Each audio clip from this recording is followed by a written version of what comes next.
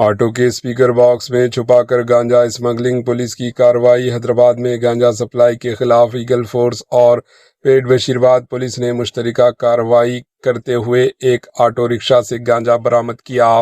Police के मुताबिक 17 अगस्त 2026 को जीवी के EMIR के करीब एक ऑटो रिक्शा को रोककर तलाशी ली गई।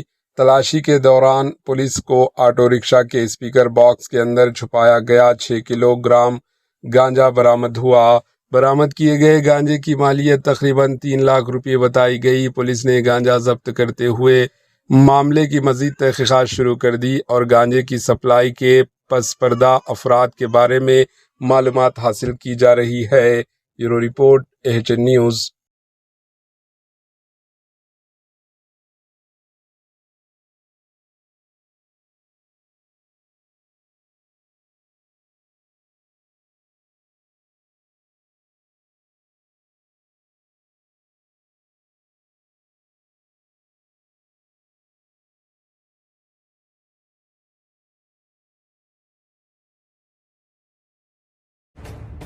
AHN न्यूज़ के YouTube चैनल को सब्सक्राइब करें और बेल आइकन को दबाना ना भूलें ताकि आपको हर नई आने वाली वीडियो का नोटिफिकेशन बर वक्त मिल सके।